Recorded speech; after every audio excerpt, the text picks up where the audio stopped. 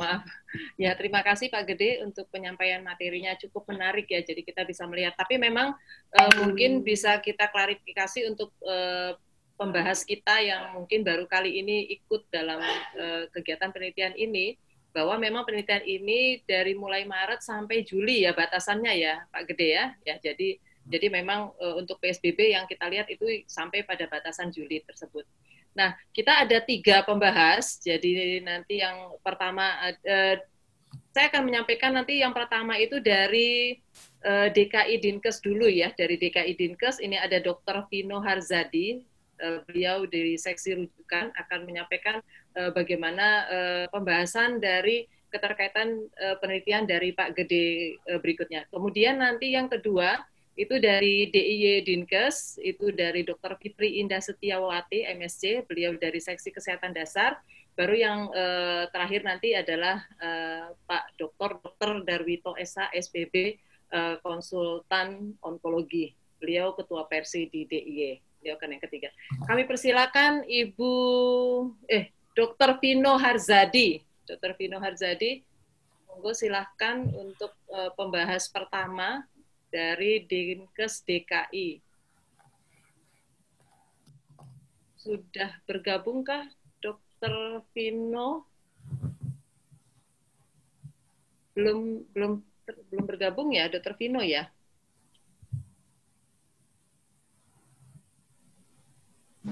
Izin Bu. Ya.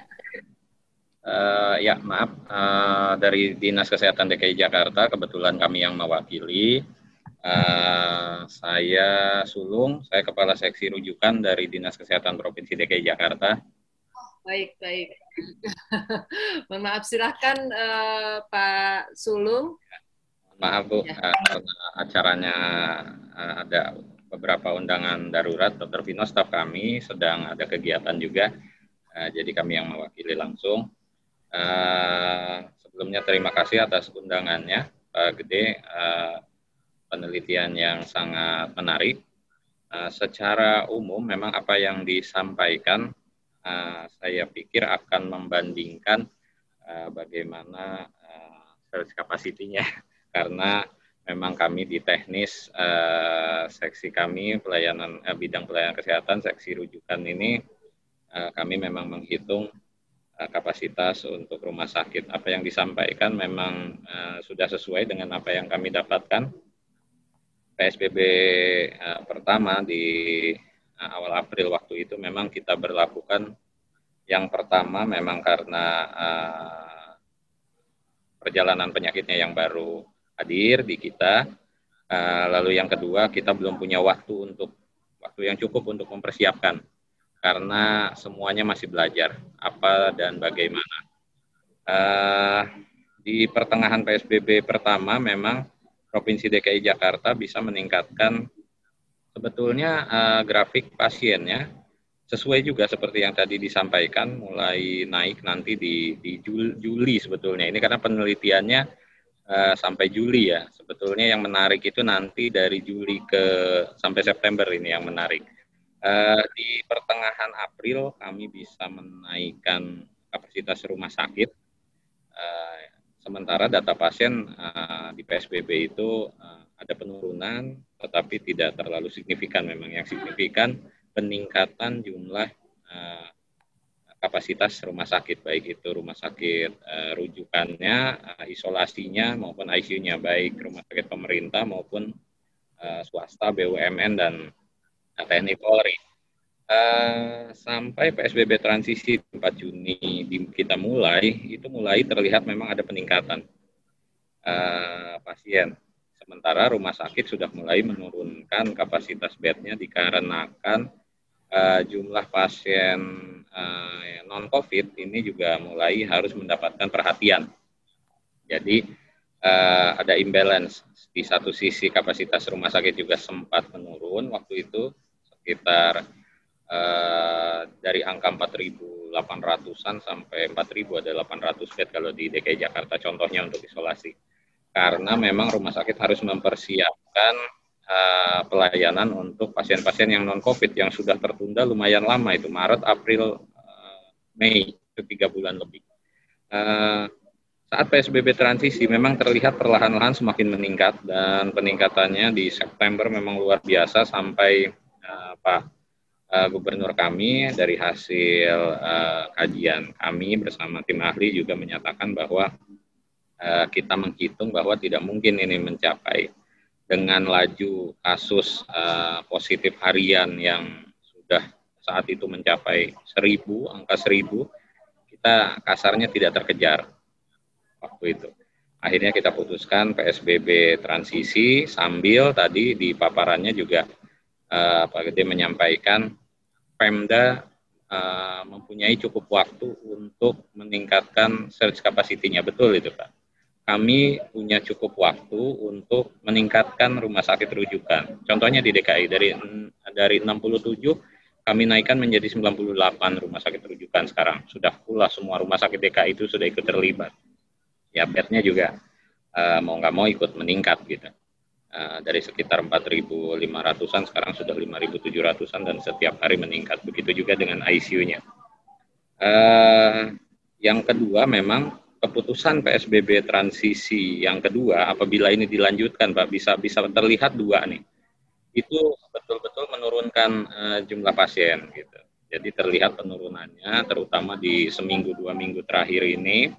PSBB kedua ini kan dimulai 14 September. Jadi 2 minggu awal memang belum terlihat. Biasanya setelah PSBB itu terlihatnya 2 minggu. 2 minggu baru terlihat menurun sekali jumlah pasiennya disandingkan dengan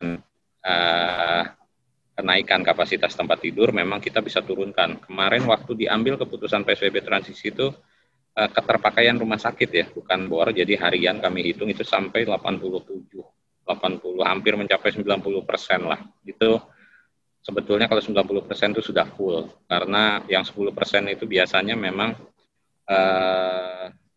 tidak menunjukkan angka yang real, karena memang rumah sakit menyediakan untuk pasiennya sendiri, belum lagi kasusnya juga kadang tidak semua rumah sakit bisa menangani, belum lagi pembagian insentif care antara NICU, PICU, gitu, Perina itu juga menjadi problem. Sekarang kita bisa turunkan per hari ini keterpakaian tempat tidurnya di angka 64%, dan ICU-nya di angka 7%. Memang menurun drastis. Yang menjadi saya harap ini penelitiannya, paparannya tadi karena saya tidak sempat foto, ini yang menarik adalah hasil kesimpulan-kesimpulan yang tadi. Kita pikir secara bisa di-share maksudnya ke kami agar kami bisa sampaikan ke tim. Bisa, Pak. Kami juga cukup tertarik dengan hasil bahwa sosialisasi itu lebih bagus di DIY daripada Jabodetabek. Padahal kita ketahui media itu adanya di tempat kami, gitu. Push centernya apapun ada di Jakarta lah kasarnya begitu Pak. Begitu masifnya media untuk gencar mempromosikan terkait COVID ini.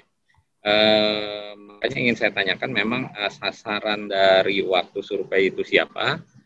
Mungkin kami bisa dapat gambaran jenis masyarakat, level masyarakat seperti apa, karakteristik populasi dari subjek penelitian Bapak itu seperti apa.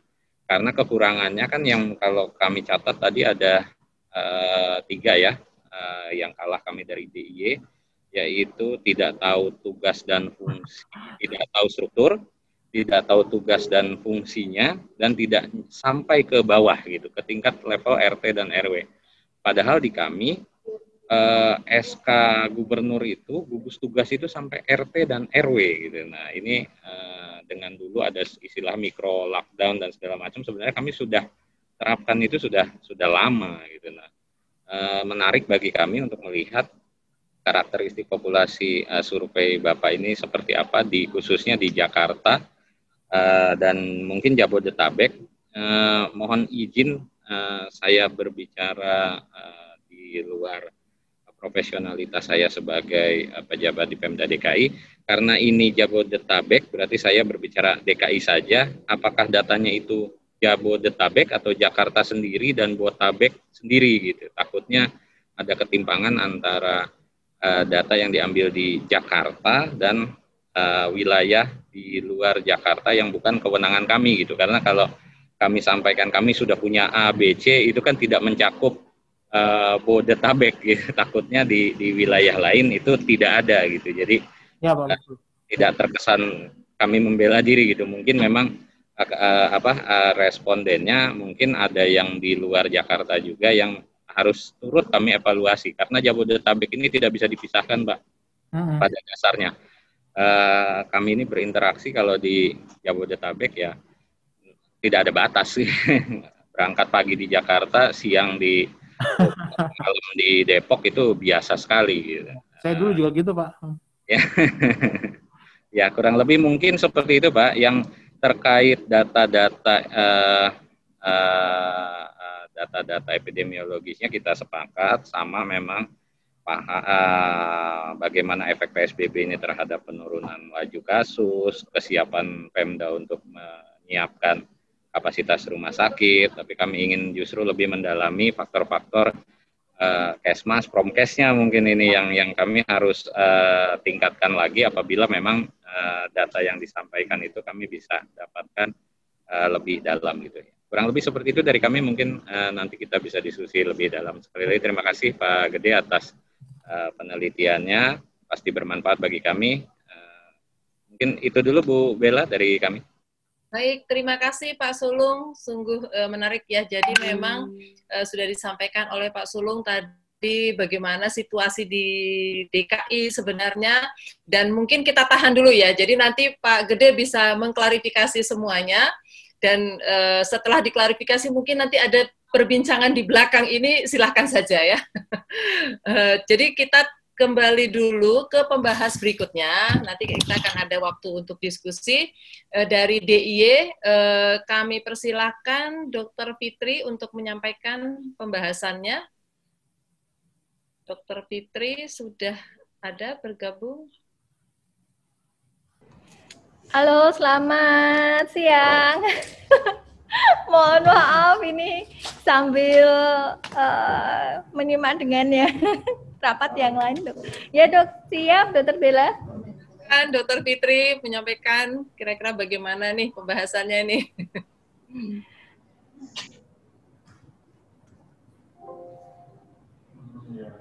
Ya, yang terkait dengan penelitian PSBB dari Pak Gede yang sudah disampaikan. Ya, kalau terkait dengan PSBB sebagaimana disampaikan dari PKMK tadi ya, memang di DIY memang belum atau tidak menerapkan PSBB, tetapi seperti disampaikan tadi, kita telah melaksanakan beberapa hal dan mengeluarkan beberapa regulasi terkait dengan pelaksanaannya, dan kemudian kita tidak hanya di tingkat provinsi saja untuk satgasnya, tapi kemudian dari BPBD bersama dengan kami Dinas Kesehatan DIY ini juga mengaktifkan satgas di tingkat kabupaten, kecamatan, bahkan hingga tingkat desa dan wilayah yang lebih kecil lagi. Kemudian yang selanjutnya dari satgas yang telah dibentuk, itu sangat, kalau kita di DIY sangat merasakan untuk efektivitasnya. Jadi ketika di awal-awal sebelum ada satgas yang ada di tingkat wilayah yang lebih kecil, ini banyak sekali pertanyaan-pertanyaan yang masuk ke dalam hotline kami. Kami di DIY juga membuka hotline. Nah, kemudian dengan terbentuknya satgas tadi di tingkat desa ataupun di tingkat yang lebih kecil, nah ini kemudian masyarakat, pemberdayaan masyarakat ini di sana, koordinasi di sana. Jadi nanti antara puskesmas tempat apabila ada kasus, yaitu kemudian nanti koordinasi dengan Pamong atau dengan satgas yang ada di tingkat desa, dan kemudian ini masyarakat bersama-sama mendukung kebutuhan apabila memang diperlukan. Sementara seperti itu, Dr. Bella. Ya, terima kasih Dr. Fitri untuk penyampaiannya. Ya, mungkin yang ketiga nih Bu, dari Dr. Darwito. Jadi Dr. Darwito ini memang mendampingi sejak awal rencana penelitian ini akan dibuat. Kita mau melihat bagaimana sih sebenarnya ada nggak hubungannya nih dengan adanya PSBB dengan penurunan kasus dan lain-lain. Nah ini juga nanti kita akan melihat bagaimana nih Pak Darwito. Monggo silahkan Pak. Ya, terima kasih. Bismillahirrahmanirrahim. Assalamualaikum warahmatullahi wabarakatuh. Nah, terima kasih Bu Bella, terima kasih Pak Gede yang sudah melakukan penelitian yang memang mencoba untuk menguak ya. Kita yakin penelitian itu masih ada suatu hal yang ada yang mungkin tidak sempurna karena ya hal-hal yang memang itu adalah manusiawi. Tapi adalah usaha Pak Gede dengan timnya sudah baik. Tapi prinsipnya saya akan share ya, saya akan share.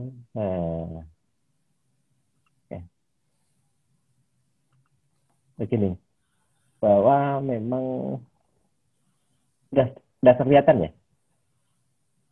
Kelihatan Pak. Sudah kelihatan ya. Bahwa ini adalah memang kebijakan PSBB itu kan tidak taat. Ya, kalau taat itu masuk langsung dengan insiden COVID di rumah sakit. Itu mungkin mungkin kalau taat, tapi ketaatan itu bisa terjadi kalau masyarakatnya bagus. Ternyata ada beberapa pokok permasalahan yaitu tentang ketidaktaatan, bahwa di masyarakat kenapa PSBB yang sudah dijalankan dalam bentuk apapun ya, ada yang namanya di kalau di Tonggo, skala kecil atau yang lain. Intinya bahwa ada suatu pembatasan, yaitu masyarakat taat tentang protokol. Tapi ternyata masyarakat tidak taat. Karena apa? Law enforcement mungkin. Nanti ini adalah permasalahan enforcement bagaimana. Tapi perkembangan ke sini sudah adanya suatu kebijakan mulai dikeluarkannya tentang peraturan gubernur, kemudian dilakukan peraturan dari bupati maupun peraturan wali kota, dan kemudian sudah ada law enforcement-nya, yaitu ada yang disuruh ada dimasukkan ke dalam sanksi sosial dan yang lain. Itu tergantung dari masing-masing wilayah dan daerah. Nah, kemudian RT dan RW dan juga sama law enforcement-nya mungkin juga sudah masyarakat, karena masyarakat tahu tentang manfaat bahwa COVID itu ada, bahwa COVID itu mengancam kelangsungan hidupnya. Ya, karena pengetahuannya minim. Bisa juga ketaatan itu disebabkan karena keterbatasan pengetahuan itu disebabkan satu mungkin belum tersentuh tentang ya komunikasi informasinya, itu dia pengetahuan tentang COVID itu bagaimana cuci tangan, pakai masker, atau memang masyarakatnya itu berikutnya adalah ketidakpedulian. Masyarakat yang kalau nggak peduli karena belum tersentuh sama sekali, atau juga sama ketidaktaatan karena prioritas hidupnya lain. Karena kesehatan mungkin dianggap ada sebagian masyarakat yang mengatakan bahwa COVID bukan prioritas hidupnya karena dia masih keterbatasan juga pengetahuannya bahwa tentang kehidupannya itu susah.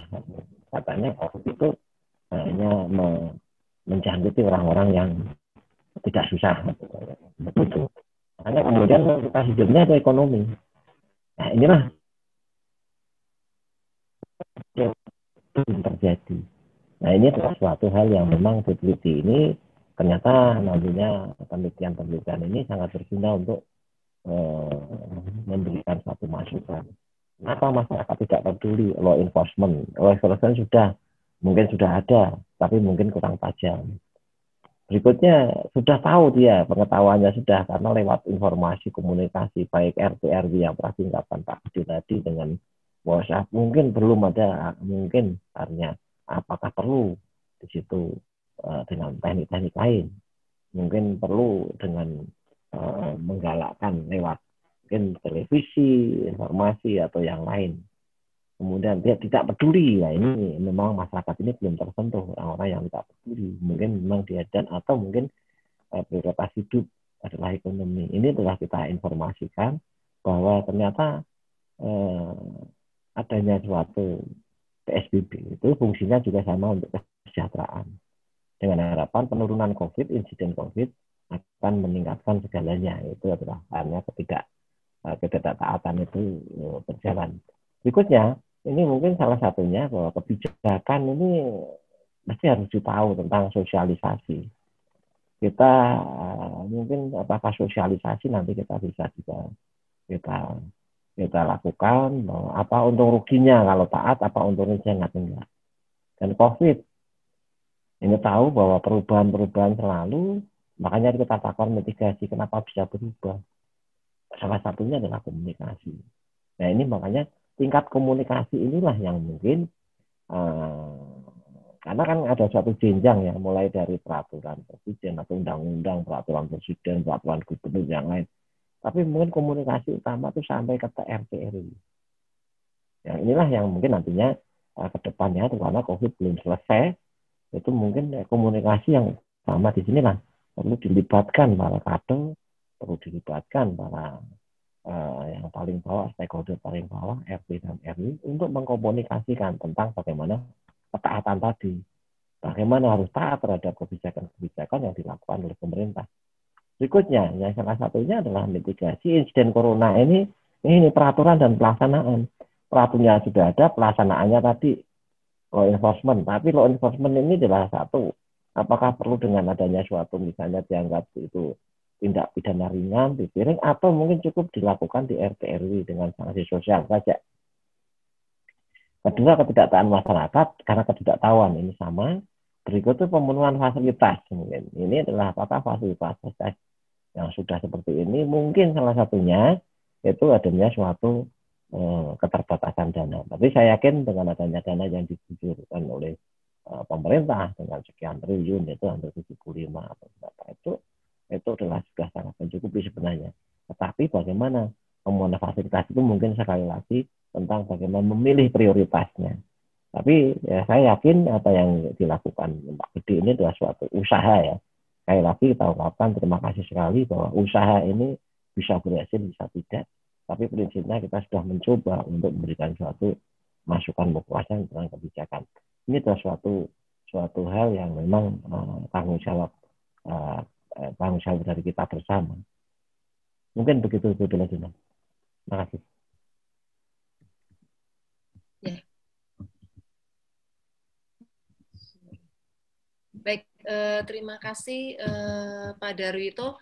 Ini sangat menarik ya kalau melihat dari konsep yang baru saja disampaikan oleh Pak Darwito, sangat jelas sekali bagaimana dari mulai kebijakan itu ada, kemudian ketaatannya seperti apa, dan sampai kepada mitigasi yang diharapkan. Nah ini mungkin sebelum saya kembalikan kepada Bapak Ibu yang pada saat ini mengikuti kegiatan pada saat ini, mungkin dari Pak Gede ada yang akan disampaikan dulu dari pembahasan yang sudah disampaikan oleh ketiga pembahas ini. Monggo silakan Pak Gede. Ya, terima kasih Bu Bella sebagai moderator, Bu. Saya terima kasih sekali kepada Darwito telah memberikan konsep yang sangat jelas bagaimana PSBB ini kemudian bisa mempengaruhi atau kebijakan-kebijakan yang telah dikeluarkan oleh pemerintah daerah itu dari mulai mitigasi kemudian bisa mempengaruhi masyarakat dan bagaimana penyikapannya oleh bouncing back lagi ke pemerintah daerah. Seperti tadi yang Pak Sulung telah sampaikan, itu saya sangat senang sekali bahwa ternyata memang dari Dinas Kesehatan DKI juga telah memanfaatkan waktu lag ini yang tadi kita sama-sama lihat ada grafiknya itu, bahwa ternyata setelah pada saat PSBB diterapkan, di PSBB jilid pertama di DKI itu diterapkan, kemudian sangat dimanfaatkan oleh teman-teman dari Dinas Kesehatan DKI untuk memperkuat kapasitas layanan kesehatannya. Dan juga di awal mungkin kita dari awal itu dalam mendevelop proposal, kemudian progres penelitian, juga concern tentang hal ini. Bagaimana dengan pasien-pasien yang tidak COVID, yang non-COVID, apakah masih bisa diserap oleh fasilitas? Ternyata menurut Pak Sulung sudah dipikirkan di situ. Jadi itulah sekarang kita paham kenapa kemudian ada beberapa pemerintah provinsi, pemerintah daerah itu yang gasrem itu ternyata ada kebutuhan di layanan kesehatannya. Mereka tidak hanya mengakomodasi pasien-pasien COVID saja, tapi juga perlu kita ingat ada pasien non-COVID juga yang punya hak untuk dilayani kesehatannya. Dan disinilah kenapa di penelitian saya juga memperlihatkan ada beberapa concern dari masyarakat bagaimana pada saat kalau dia butuh pelayanan kesehatan, apakah melalui telemedicine atau datang ke fasilitas layanan kesehatan. Nah, kalau semua fasilitas layanan kesehatannya dipakai untuk COVID kan berarti memang susah untuk masyarakat. Tapi ternyata di sini tidak. Itulah fungsinya PSBB direlaksasi. Jadi memberikan kesempatan untuk masyarakat untuk kembali ke fasilitas layanan kesehatan. Kemudian yang kedua yang ingin saya juga klarifikasi dari Pak Sulung, memang ini penelitiannya tentang kebijakan ya Pak ya. Jadi memang kita fokusnya ke arah kebijakan, kemudian membandingkan, oh ternyata di DKI dengan DIY ini karakternya beda-beda. Dari karakternya DKI itu, seperti yang Pak Darwito sampaikan juga, itu dia lebih ke top down. Jadi pada saat, misalnya kalau kita ambil analogi Bu Tejo itu sangat sentral sekali tokohnya di komunitas. Kalau di Jogja misalnya di DIY itu, Bu Tejo itu kan dia nyalon lurah ya.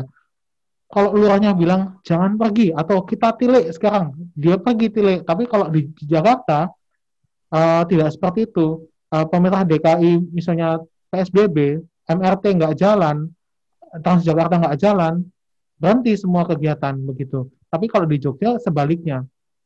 Kalau si tokoh masyarakatnya itu, jadi dia lebih ke bottom up. Kalau tokoh masyarakatnya itu bilang jangan, dia tidak pergi. Nah, jadi dari penelitian ini kita bukan maksudnya membandingkan, tapi kita bisa mendokumentasikan karakteristik. Jadi perbedaan masing-masing daerah dan juga strategi-strategi yang diambil oleh pemerintah daerahnya. Nah, seperti itu. Kalau yang saya lihat di sini, memang strategi yang sudah diambil oleh DKI maupun DIY itu sangat tepat sekali. Di DIY kenapa dia tidak PSBB? Karena itu tadi.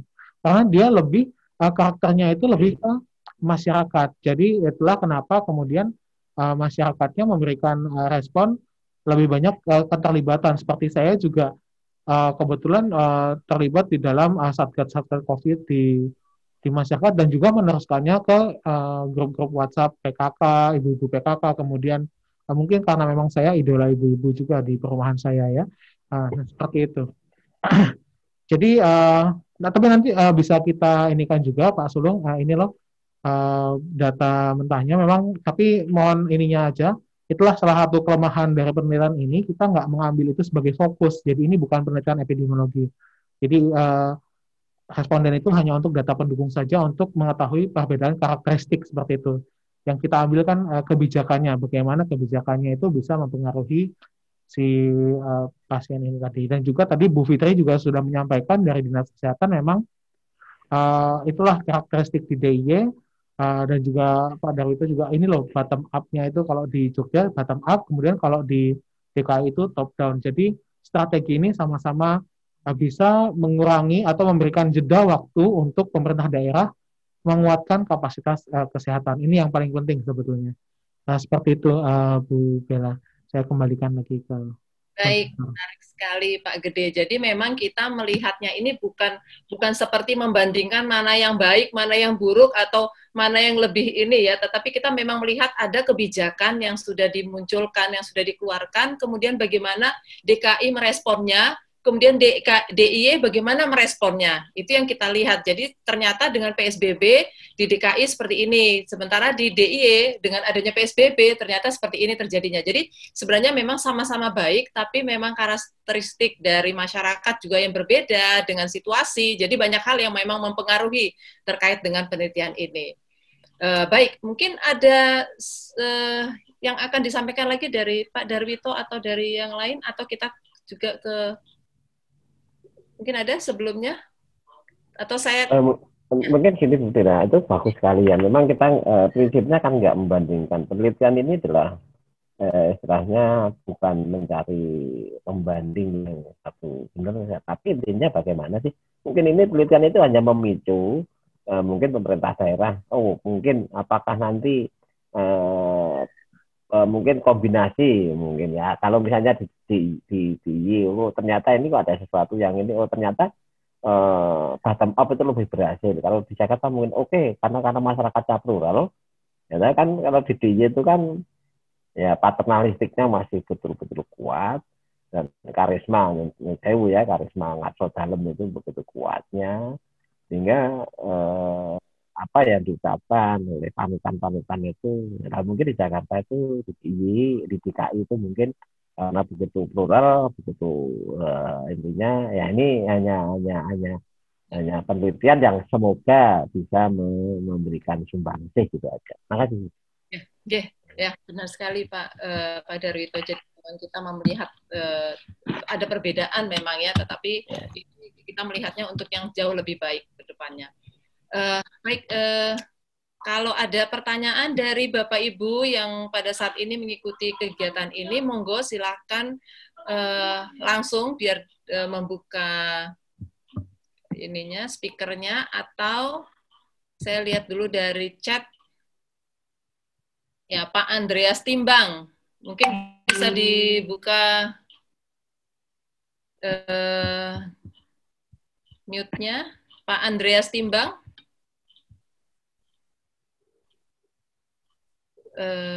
Ya, Pak Andreas Timbang mungkin bisa, Mas IT minta tolong di unmute-nya bisa dibuka. Jadi bisa kita langsung berkomunikasi dengan Pak Andreas Timbang. Ya, karena di sini beliau mengatakan bahwa ini ragu-ragu ini dengan data penelitian ini karena menyangkut kebijakan yang dirasakan penduduk DIY dan Jabotabek. Mohon klarifikasi agar tidak membingungkan. Ini bagaimana nih Pak Gede nih? Jadi tadi sebenarnya sebagian sudah disampaikan ya oleh Pak Gede dan juga Pak Darwito, tapi mungkin bisa lebih penjelasan lagi terkait dengan ini. Ya, mungkin saya tambahkan juga. Jadi tadi itu intinya kita melakukan penelitian ini untuk mendokumentasikan ya. Jadi mendokumentasikan apakah data-data itu data sekunder dan juga data primer ya.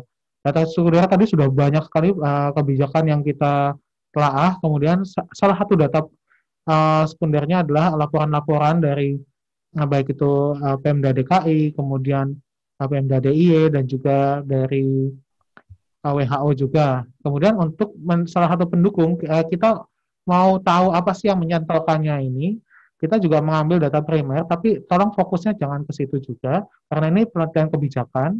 Jadi mohon izin juga Pak Sulung tadi, ini bukan, di mana sih yang saya kalahnya sama DKI, enggak, ini enggak kalah atau enggak menang, karena beda karakteristik kita juga. Begitu nanti, ternyata kita kurang penekanannya ke RT RW, tapi ternyata memang karakteristiknya penduduknya memang tidak seperti itu, ya mau dipaksakan juga memang ini tergantung lagi sekali lagi ke karakteristik dari penduduk masing-masing daerah sih. Dan kita ada kita segregasi juga antara DKI, DIY dan juga Bodetabek. Kebetulan memang Bodetabek dengan DKI ini dia cenderung sama seperti itu. Kemudian juga yang lebih kita tekankan di sini adalah mendokumentasi kebijakan-kebijakan yang sudah diambil oleh pemerintah daerah tersebut yang sudah tadi juga kita paparkan. Jadi kebijakan-kebijakan ini yang sudah tentu saja disesuaikan dengan karakteristik penduduknya itu bisa memberikan waktu untuk Pemda itu mengantisipasi kasus lonjakan seperti itu. Itulah kenapa meskipun di Indonesia ini grafiknya naik terus ya kan, tapi naiknya ini perlahan. Pertama perlahan, seperti yang tadi di presentasi itu naiknya perlahan, tapi tidak sampai melampaui batas ambang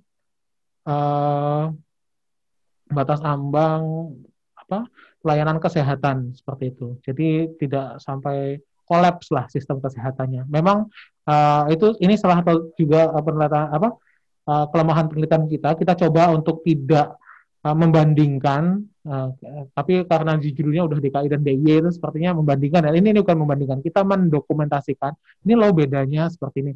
Mungkin akan lebih rumit lagi jika kita ngambil sampelnya itu atau mengambil daerahnya di dua provinsi yang sama-sama besar, misalnya Jawa Barat dan juga Jawa Timur, di mana itu urbannya ada, kemudian ruralnya juga ada. Nah, seperti itu.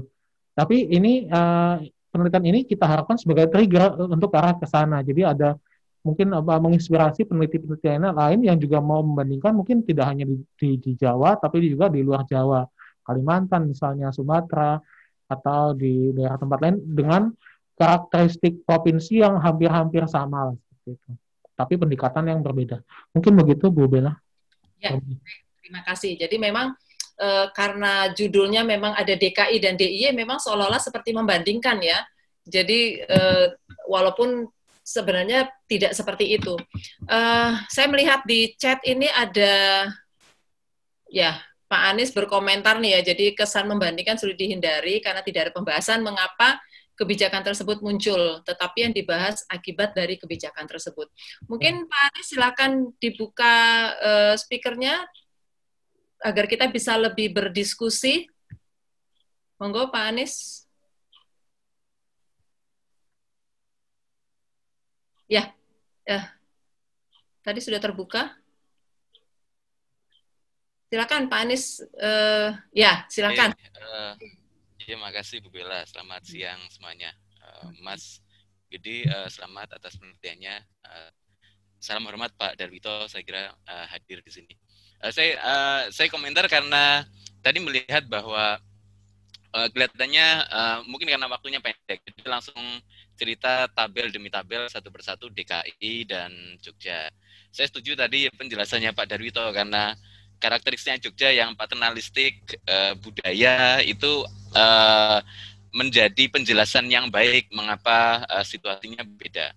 Mungkin karena kita hanya melihat PowerPoint tapi tidak melihat narasi deskriptifnya secara lengkap, saya kira akan bayangan saya ketika ada dokumentasinya dengan baik akan menceritakan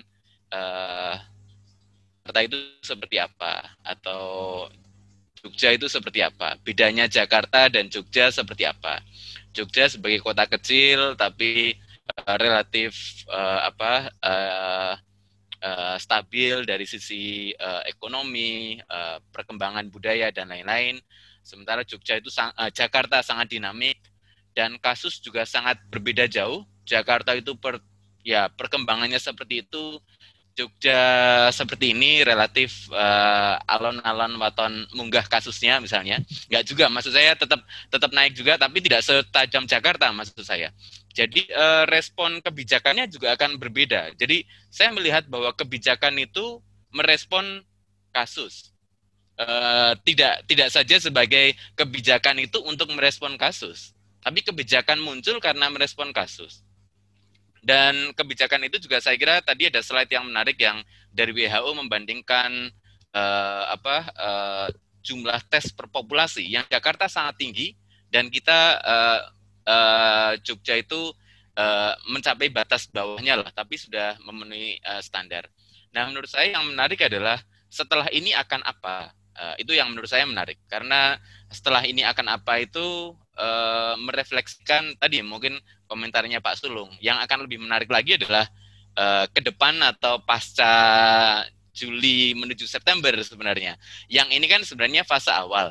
Jadi kalau kemudian kita melihat paper ini sebenarnya kan latar belakangnya adalah awalnya tidak ada pandemi, kemudian ada pandemi.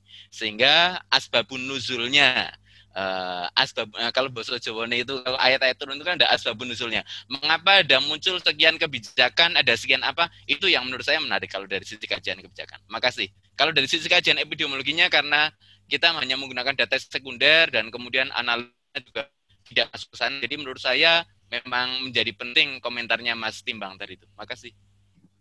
Baik, terima kasih Pak Anies untuk komentarnya sangat menarik. Jadi arti memang kita melihatnya itu banyak hal ya. Jadi perbedaan-perbedaan antara DIY dan DKI ini sangat ya memang sangat banyak perbedaan yang kita tidak bisa mengintikan satu persatu. Jadi memang mungkin dari Pak Gede ada yang ingin disampaikan terkait dengan apa yang disampaikan Pak Anies barusan? Itu sangat betul sekali. Ya, memang betul begitu adanya. Terima kasih masukannya Pak Anies, itu luar biasa. Banyak inputnya dari sana. Insya Allah nanti mungkin ini kan nanti dipublikasi juga. Nah, nanti saya akan perbaiki ininya apa slide-nya juga sesuai dengan masukan tadi. Mungkin ada sedikit gambaran juga bagaimana DKI dan Jakarta agar orang juga tidak kabur dengan terganggu dengan perbandingannya. Nah, seperti itu.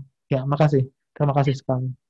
Ya, supaya mungkin orang luar yang bukan orang atau mungkin yang bukan Indonesia kalau nanti ini akan dipublikasikan keluar ya, jadi dia tidak bisa melihat hanya kalau melihat seperti ini sepertinya hanya perbandingan saja ya, padahal dia tidak tahu situasi bagaimana karakteristik dari Yogyakarta, bagaimana dengan karakteristik di Jakarta. Baik, saya buka kembali, mungkin ada tanggapan, masukan, atau pertanyaan, atau apapun dari Bapak Ibu yang pada saat ini mengikuti kegiatan pada siang ini.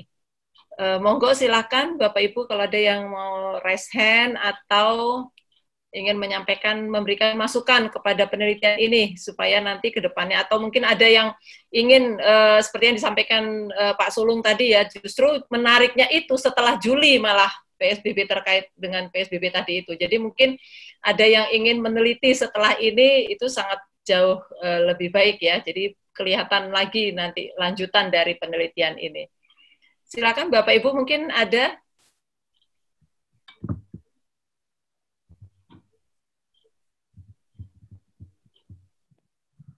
Ya, baik, belum ada.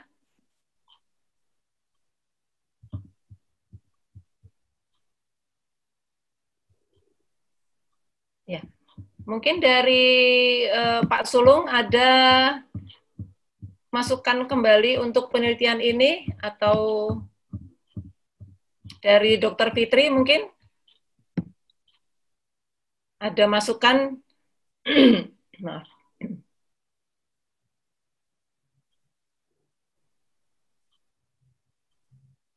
Monggo silakan Pak Sulung. Izin Bu. Sebetulnya kami justru bukan ingin dengan DIY atau bagaimana, justru kami ingin belajar gitu. Jadi kalau memang di daerah lain hasilnya lebih baik daripada daerah kami, itu kami justru tertarik gitu untuk melihat itu. Karena kalau Jakarta sih jangan ditanya, pusat segala macam apa juga ada gitu. Kita juga kadang bingung tanda kutip untuk membuat kebijakan, karena di sini bukan hanya Pemda DKI saja yang ada gitu, tapi juga pemerintah pusat adanya di sini gitu, tanda kutip. Mungkin semuanya paham lah akan hal itu gitu. Justru strategi-strategi mikro yang diselenggarakan di daerah yang bisa berhasil, lalu strategi-strategi yang menghasilkan outcome yang baik, kalau memang bisa kami adopsi itu jauh lebih bagus gitu. Misalnya di Jogja ini kulturnya kuat loh di sini gitu, karena mungkin budayanya misalnya Jawa semua. Sebenarnya di Jakarta juga mungkin kami bisa terapkan itu ke komunitas Betawi misalnya gitu, dengan pendekatan kultural. Sebenarnya itu juga nggak masalah gitu, bisa kami terapkan di samping strategi-strategi yang lain juga. Seperti tadi juga ada pembahasan 65% pemenuhan kebutuhan itu tidak terpengaruh gitu. Itu juga sebenarnya tadi untuk saya baca agak teliti, kirain tetap bisa beli. Maksudnya belinya bisa, tapi terbeli atau tidak itu yang jadi masalah gitu. Pasarnya sih buka, minimarketnya buka. Saya pikir bisa kebeli gitu. Wah, ini bakalan jadi kontroversi nih saya bilang. Tapi saya sempat foto, lalu terbaca lagi, ternyata toko untuk membelinya ada, tapi bisa membeli atau tidak itu ternyata belum tercantum di sini. Yang paling penting tuh bukan tokonya ada apa enggak atau tidak, tapi bisa beli apa enggak gitu. Karena kebijakan kesehatan dan kebijakan ekonomi ini semua sudah sepakat lah, tidak bisa beriringan. Banyak ahli yang bilang begitu, walaupun ini harus berbarengan, tapi banyak ahli yang menyatakan, bukan saya loh, saya juga baca gitu, sulit untuk beriringan tuh sulit. Pasti saat kita lebih berat ke ekonomi, kesehatan kadang terabaikan. Saat kita lebih cenderung ke kesehatan, gaji dipotong lah kasarnya begitu gitu. Jadi mungkin ada pendalaman-pendalaman lagi dari penelitiannya yang bisa lebih dalam lagi mengkaji terkait perihal ini. Dan memang data dasar juga sebetulnya penting Pak untuk ditampilkan kalau menurut saya, karena tadi dengan hasil seperti itu, karakteristik seperti apa yang Bapak responden seperti apa yang Bapak tanya itu juga sangat penting kepentingannya untuk kami gitu. Tadi saya mungkin agak media sosial kami di Jakarta luar biasa. Jangan-jangan respondennya 60 tahun ke atas banyak gitu, misalnya 50 tahun ke atas banyak, sehingga tidak ketemu nih dengan yang kami perkirakan gitu. Bisa jadi seperti itu. Atau gugus RT RW-nya nggak jalan nih, nggak taunya karakteristiknya Bapak ceknya di daerah kawasan elit Pantai Mutiara gitu ya, mungkin nggak ketemu itu RT-nya nggak ada gitu. Nah, karakteristik seperti itu yang memang ingin kami coba dalami agar strategi Kesmasnya juga kami bisa perkuat. Kurang lebih itulah Bu Bella, selebihnya ini hanya pengkayaan saja. Selebihnya sih kami ucapkan terima kasih, memang apa yang diteliti memang sangat baik dan memperkaya kami dari pemangku kebijakan untuk buat kebijakan selanjutnya, mudah-mudahan bisa menjadi bahan pertimbangan juga. Tetapi apabila ada pengkayaan, wah pasti lebih bermanfaat lagi buat masyarakat sih, terutama ya, bukan buat kami, karena yang kami laksanakan juga di ujung toh untuk masyarakat. Gitu. Terima kasih Pak Gede, sekali lagi Bu Bella atas kesempatannya. Ya, baik, terima kasih, luar biasa. Wah, ini menarik sekali ya. Jadi memang banyak hal ya sebenarnya dari COVID ini, pembelajaran buat kita ya. Nah, mungkin saya mau ke Dr. Fitri nih, kira-kira gimana nih Dr. Fitri nih situasi Yogyakarta yang memang berbeda karakteristiknya dengan DKI ya, apakah memang punya trik tersendiri nih dari Dinas Kesehatan yang membuat bisa menyampaikan informasi atau apapun kepada masyarakat, atau memang masyarakatnya yang sudah sadar gitu ya untuk patuh terhadap junjungannya. Monggo Dr. Fitri. Ya, baik. Terima kasih banyak. Ini kami memang seperti Jakarta tadi, kita terima kasih banyak ya dari PKMK ini sudah ada survei. Nah, sebenarnya kami harapannya berlanjut ya, Dr. Bella ya. Karena kan kita untuk COVID ini kan masih ya, karena ini baru pertama kali kita hadapi wabah yang seperti ini, jadi kita masih terus belajar dan terus belajar. Nah, kemudian untuk DIY ini kan memang sebagaimana tadi kami sampaikan, kita tidak ada PSBB, tetapi kita mengoptimalkan pemberdayaan masyarakat, terutama komunikasi resiko, kemudian promosi kesehatannya juga, dan kemudian dengan adanya Satgas, ini kita yang kita sangat bersyukur adalah sekarang untuk stigma ini sudah berkurang. Dr. Bella, artinya ketika yang pertama-tama itu bahkan terjadi penolakan untuk pemakaman jenazah COVID ya, ini kita saat ini sudah tidak ada masalah, dan kemudian untuk peran rumah sakit itu sekarang sampai di mana, kemudian pemakamannya di mana, ini kita sudah clear. Ketika yang sebelum-sebelumnya itu kan memang kita masih ada TRC dari BPBD yang kemudian memfasilitasi untuk pemakaman. Namun kemudian kita kembalikan lagi ke pedoman revisi 5 ya, artinya memang rumah sakit ini sesuai dengan pedomannya memang harus mampu untuk melaksanakan pemulasaraan jenazah.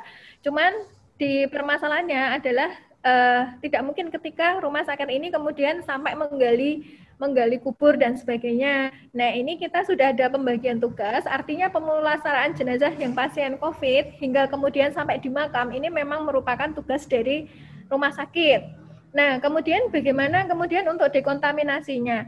Untuk sebelumnya itu memang kita ada dekon yang disiapkan di BPBD DIY, namun kita juga membekali dengan rumah sakit ini untuk mandiri, sehingga kita juga melakukan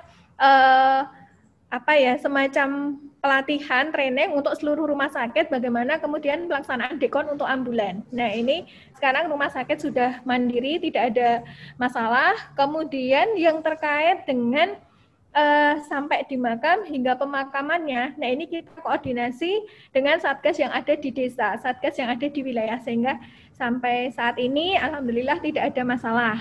Itu yang pertama. Kemudian yang kedua, stigma terkait dengan COVID ini sudah sangat-sangat berkurang. Jadi ketika di suatu wilayah puskesmas itu ada warganya yang kemudian terkonfirmasi positif. Nah, ini bukan kemudian masyarakat sekitarnya ini menjauhi dan sebagainya, tapi kemudian malah justru di beberapa daerah ini ada semacam jadub ya, jaminan hidup. Ini untuk mendukung dari keluarga ini untuk melakukan isolasi mandiri. Jadi nanti dari puskesmas dengan menyampaikan hasil bahwa ini konfirmasi positif, ini koordinasi dengan satgas. Nah, nanti dari satgas yang akan mengkoordinasikan bagaimana pengkondisian dari keluarga yang sedang melaksanakan isolasi mandiri. Kemudian terkait dengan rumah sakit, Dr. Bella. Nah, ini tadi kami belum sempat menyampaikan ya, apakah dengan COVID ini kemudian jumlah kunjungan ke rumah sakit turun. Nah, benar turun, di awal-awal memang turun, tapi kemudian setelah kita melaksanakan adaptasi new normal, kemudian juga sudah terbit bagaimana untuk penanganan COVID di Fasiankes, edaran dari rumah sakit. Nah, ini dari bulan ke bulan, kemudian kunjungannya baik untuk rawat inap maupun untuk rawat jalan, beberapa rumah sakit juga sudah naik, sudah kembali seperti biasa, Dr. Bella. Nah, karena kita takutkan ketika masyarakat ini kemudian takut ke Fasiankes atau takut ke rumah sakit, nanti kita dampak untuk penyakit-penyakit yang sebelumnya itu di panduan itu untuk kontrol, misalnya 3 bulan sekali untuk penyakit-penyakit yang prolanis. Nah, ini dengan kalau takut ke rumah sakit, nah ini kemudian bagaimana ini dengan penyakit-penyakit seperti itu. Tapi alhamdulillah ini untuk kunjungan sudah semakin baik, jadi sudah kembali seperti semula dengan rumah sakit tetap menerapkan protokol kesehatan dan sesuai dengan edaran yang telah disampaikan dari Kementerian Kesehatan. Secara umum seperti itu, Dr. Bella. Nah, ini kami bila penelitian ini dilanjutkan ya, ini kami sangat berterima kasih ini sebagai gambaran dari penanganan COVID di DIY. Terima kasih Dr. Fitri. Jadi ini kita berharap nih ya, setelah ini ada lagi yang meneliti nih terkait dengan wacana Dr. Darwito nih. Jadi kamu nih tertarik dengan PSBB. Ya, nanti siap nanti teman-teman yang nanti ada, ya semoga ya nanti banyak yang diteliti. Kita nanti bisa ya, artinya setelah kemarin di peraturan tentang tidak istilahnya bahwa adanya penanganan jenazah itu ditarik dan dilakukan dengan dilakukan oleh rumah sakit itu juga menjadi menarik. Dan berikutnya adalah mungkin kesadaran masyarakat makin lama makin baik. Dan saya yakin itu nantinya karena dengan adanya seperti ini biar memang masyarakat sebelum kan di Jogja itu dibentuk klaster-klaster yang namanya di tingkat kabupaten itu punya namanya ada rumah namanya untuk yang karantina itu ada rumah-rumah atau mungkin di situ untuk menangani pasien itu ya sejenis rumah singgah atau di situ ada ini mungkin nanti juga bisa itu Dr. Fitri dan gitu. Tapi ya teman-teman nanti dari FKKMK balik ke FKKMK bagaimana nanti Dr. Bella nanti yang membantu teman-teman nanti siapa yang nanti ya, untuk bisa meneliti kembali. Terima kasih Dr. Bella. Menurut Pak Darwito, jadi ternyata ini Pak Pak Anies nih yang akan melanjutkan ini katanya. Mereka juga akan meneliti terkait data. Jadi sebetulnya kali ini. Ini dengan data mainannya ini. Itu sekali. Ya, baik, terima kasih Dr. Fitri, Pak Darwito dan Pak Sulung. Mungkin dari Pak Gede ada lagi yang ingin disampaikan atau mungkin teman-teman yang lain yang ikut saat ini kalau ada yang ingin raise hand atau ingin ada menyampaikan sesuatu. Mungkin belum ada. Ya, di chat juga belum ada. Monggo silakan Pak Gede. Ya, makasih Bu Bella. Memang intinya awalnya kita berinisiatif untuk melakukan penelitian ini yaitu tadi untuk mendokumentasikan bagaimana pembatasan sosial. Kalau di Jakarta namanya PSBB, kalau di Jogja apa sih namanya? Oh, kemudian kita kumpulkanlah kebijakan-kebijakan ini. Alhamdulillahnya memang sudah banyak kebijakan-kebijakan mengenai pembatasan sosial kan tadi itu TLI ya, I-nya itu kan isolasi. Isolasi ini dalam artian yang agak besar itu bukan hanya sekedar isolasi di rumah saja, tapi juga maksudnya adalah melakukan pembatasan sosial ya, seperti itu. Nah ini kan dan juga 3M ini menggunakan masker, kemudian mencuci tangan dan menjaga jarak. Nah M-nya yang menjaga jarak ini adalah salah satu bentuk dari bottom up approach pembatasan sosial. Jadi kita mau lihat juga, oh ini ternyata masyarakat juga banyak yang sudah mengerti mengenai pembatasan sosial. Cuma memang pendekatannya yang di Jakarta seperti ini, yang di Jogja seperti ini. Nah intinya adalah alhamdulillahnya kita melakukan diseminasi di sini. Nanti tentu saja laporan penelitian akan kita kirimkan juga ke Dinas Kesehatan DKI dan DIY, semua akan kita buka, itu data-data dasarnya, kemudian raw datanya itu ada, silahkan Pak Sulung dan Bu Fitri nanti mempergunakannya untuk menganalisis lebih dalam lagi. Tapi saya juga mohon maaf, mungkin itulah keterbatasan kami juga, kita berpacu dengan waktu juga kan, ya nanti seperti ini jadinya. Ternyata penelitiannya juga sudah outdated juga, karena ini penelitian awal yang kita lakukan di awal-awal pandemi. Sekarang mungkin trennya sudah berubah lagi, tapi minimal kita sudah mencoba mendokumentasikan seperti tadi Pak Darwito sampaikan, minimal ada usahanya. Usahanya ini mungkin memang masih belum sempurna, tapi kita akan coba terus lakukan. Baik setelah ini loh hasil dokumentasinya seperti ini, nanti akan dipertajam lagi, baik mungkin oleh kita atau mungkin peneliti yang lain. Nah, seperti itu Bu Bella. Terima kasih atas masukannya Bapak Ibu sekalian, itu sangat berharga sekali buat kami. Ya, baik, terima kasih Pak Gede. Jadi memang sangat menarik dan ini memang mungkin kelihatannya seperti cenderung di awal dan tergesa-gesa sepertinya ya, padahal pun sebenarnya tidak seperti itu sekali. Jadi memang kita di awal dan justru di belakangnya sekarang ini justru harusnya ini penelitiannya jauh lebih menarik karena kita semua sudah mulai memahami, sudah mulai belajar. Oh ternyata seperti ini, kalau ada kebijakan seperti ini harusnya melakukan ini. Jadi memang sudah semakin ke sini kita semakin memahami situasi. Kalau di awal-awal kan kita masih baru, wah ini pandemi baru, kebijakan banyak muncul, ini kayak apa sebenarnya. Ya, sangat menarik sekali untuk penelitian ini. Masih ada lagi mungkin Bapak Ibu peserta, waktu kita masih ada, silakan kalau memang ada.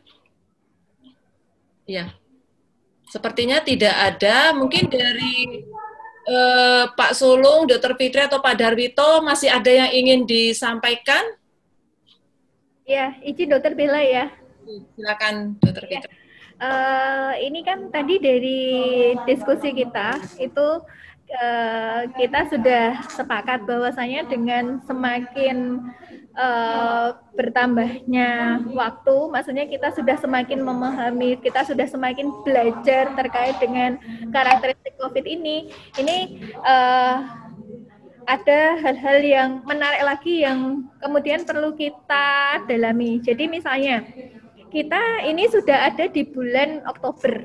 Nah, di akhir tahun, di bulan Desember, ini kita dituntut untuk bagaimana pencapaian dari target SPM. Nah, di kabupaten kota ini ada 12 indikator terkait dengan target capaian SPM. Nah, harapannya ketika kita sudah ada di new normal, ini untuk target-target yang kemarin sempat misalnya 3 bulan, 4 bulan, 5 bulan itu kita mandek ya. Ini dengan adanya new normal, ini bisa kita kejar lagi. Sehingga nanti di akhir tahun, target yang telah kita tetapkan di awal tahun 2020, yang dalam hal itu berarti belum ada pandemi, ini bisa kita kejar. Walaupun sebenarnya nanti di akhir juga ada justifikasi mengapa target ini tidak tercapai. Tapi ini kita masih ada waktu 2 bulan untuk bisa mengevaluasi dan mengejar. Nah, ini mungkin satu poin yang bisa kemudian dilihat lebih dalam dari peneliti lanjutannya. Kemudian yang kedua terkait dengan, karena sudah ada surat edaran dari Kementerian Kesehatan terkait apa yang harus dilakukan oleh Fasyankes, apa yang harus dilakukan oleh rumah sakit terkait dengan kondisi COVID seperti ini. Nah, ini apakah kemudian kita bisa memperdalam kemudian capaian indikator mutunya di rumah sakit ini seperti apa? Nah, mungkin dua hal itu, Dr. Bella, yang kami sebagai Dinas Kesehatan ini kita perlu untuk potret kondisinya, terutama di wilayah DIY ini. Terima kasih. Terima kasih, Dr. Fitri. Jadi memang sebenarnya SPM ini sangat menarik ya. Jadi artinya dalam situasi normal kita sudah menyiapkan SPM dengan capaian-capaian target kita. Nah, ternyata dalam bencana ternyata bencananya COVID pula dan pandemi pula, jadi semuanya terkena ya, seluruh daerah. Nah, SPM ini memang sebenarnya harusnya pada saat terjadi situasi bencana, standar minimalnya harusnya bisa kita capai. Ya, jadi di dalam situasi normal, sistem kesehatan kita sudah ada, dan pada saat situasi normal, standar minimal yang ada itu harusnya bisa kita capai. Nah, ini sangat baik sekali, Dr. Fitri. Semoga nanti di Desember ini bisa kita kejar ya, bisa kita dapatkan targetnya untuk SPM ini. Dan kemudian untuk mutu rumah sakit, nah ini mutu rumah sakit juga kalau selama ini kan terkait dengan akreditasi ya, tapi ternyata dengan pandemi seperti ini, rumah sakit yang sudah akreditasinya baik, ternyata juga kewalahan, gagap. Apakah memang mutu atau akreditasi ini sangat diwajibkan dan artinya sangat memang harus ada untuk mengatasi situasi kedaruratan. Nah, ini mungkin Pak Darwito punya masukan nih, ini menarik sekali nih buat kita nih. Gini ya, sebenarnya rumah sakit dalam hal menangani pasien COVID itu sebenarnya kan sudah ada namanya istilahnya penanganan pada airborne disease ya. Kita sudah sering kali saat itu sudah guru, kemudian SARS dan lain-lain itu sudah ada. Nah, ini sebenarnya tuh karena itu pandemi, yaitu kalang kabutnya itu kapasitas. Makanya FKKMK dengan search kapasitas itu benar. Tapi intisarinya rumah sakit itu sudah punya namanya blueprint. Kalau menangani pasien airborne itu seperti ini. Bahkan alurnya itu sudah jelas. Bagaimana di saat masuk, kemudian pasien itu dilakukan khusus di tekanan negatif, ambulannya dilakukan namanya dikontaminasi, orangnya pakai hazmat, itu sudah ada. Tapi karena begitu kebutuhan banyak yang pasien seperti ini, gagap. Tapi itu sudah ada tuh. Sebelum COVID itu kita sudah melakukan, bahkan itu sudah ada kewajiban untuk melakukan namanya simulasi. Simulasi itu ada ketentuan bagaimana saat melakukan ini, tapi itulah namanya di negara maju pun sama kok. Kita nggak usah berkecil hati. Bagaimana porak-porandanya Italia, bagaimana porak-porandanya India, Italia, Jerman, Prancis, atau mungkin negara-negara Eropa, bahkan Amerika, gagap juga. Padahal namanya KAS itu kan saat itu kan hampir sama-sama dengan JCI gitu. Sama, JCI juga sama. Sudah terakreditasi JCI, tetap gagap. Karena tidak disangka bahwa begitu besarnya itu COVID ini. Itu yang pertama menanggapi dari Bu Fitri ya. Tapi yang perlu inilah mungkin nanti kita gandeng teman-teman dari FEB ya, Fakultas Ilmu Budaya. Yaitu tolong nanti mungkin filosofi Jawa. Di kentalnya orang Jogja itu insidennya sedikit loh, katanya dibandingkan yang lain loh. Ya toh, itu sedikit. Itu sudah kita gandeng bagaimana filosofi Jawa itu masih kental di Jogja. Jogja itu biarpun udah begitu banyak, tapi kentalnya seperti ini bagaimana budaya Jogja itu yang masih bersifat ya patembayan, kemudian masih bersifat bagaimana dia itu nerimo ing pandu dan yang lain itu, sehingga apakah benar orang-orang seperti itu imunitasnya tinggi sehingga nanti kematiannya juga rendah, kemudian insidennya juga rendah. Ini perlu diteliti, tapi penting penelitian lain Pak Gede itu sudah kalang kabut, itu sudah tahu saya bagaimana dia diserang sana sini, tapi dia tetap konsisten. Terima kasih Bu Bella. Terima kasih Pak Gede, semangatnya Pak Gede. Semangat Pak Gede, biarpun diserang tetap semangat. Ya, memang benar. Jadi memang sebenarnya kita sudah rumah sakit Pasienkes itu memang sudah siap ya, sudah punya puskesmas disaster plan, sudah ada yang punya hospital disaster plan. Hanya mungkin search capacity-nya itu belum berkembang, artinya tidak seperti sebenarnya di dalam akreditasi itu sendiri kan sebenarnya sudah ada search capacity itu, hanya memang tidak terbayang kalau terjadi pandemi yang seperti ini sehingga benar-benar gagap, baru mulai lagi. Akhirnya beberapa bulan mulai lagi belajar-belajar, dan ini sangat luar biasa. Dan kebijakan-kebijakan salah satunya PSBB ini juga sangat menunjang untuk menurunkan insiden dan rumah sakit terbantu, sehingga kebutuhan seperti tadi disampaikan oleh Dr. Fitri juga ya, dari 90% sekarang sudah 60%. Jadi artinya kebutuhan tempat tidur, ICU dan lain-lain itu sudah sangat menurun ya, sudah sangat bisa banyak tempat tidur dan ICU dan lain-lain. Ya, TKI tadi juga begitu Mbak, betul. Ya, baik. Baik, dari Bapak Ibu yang lain masih ada? Tidak ada? Mungkin ada kata penutup dari Pak Gede? Ya, memang tadi itu seperti Bu Bella sampaikan, itu kita penelitian ini bagaimana kebijakan itu bisa membantu search capacity. Jadi memang fokusnya ke arah sana. Dan ini terbukti memang tadi yang sudah disampaikan oleh pembahas, ini sesi diseminasi ya. Jadi baik Bu Fitri maupun Pak Sulung juga sudah menyampaikan bahwa kebijakan-kebijakan itu salah satu yang kita telah adalah PSBB, pembatasan sosial, memberikan dampak terhadap kesiapan search capacity di masing-masing daerah. Itu yang perlu kita garis bawahi pada pertemuan siang hari ini. Terima kasih Bu Bella. Baik, terima kasih Pak Gede, terima kasih Pak Sulung, terima kasih Dr. Fitri, terima kasih Pak Darwito yang tidak henti-hentinya mendampingi Pak Gede. Terima kasih untuk semuanya. Saya Dr. Bella, mohon maaf jika ada kesalahan.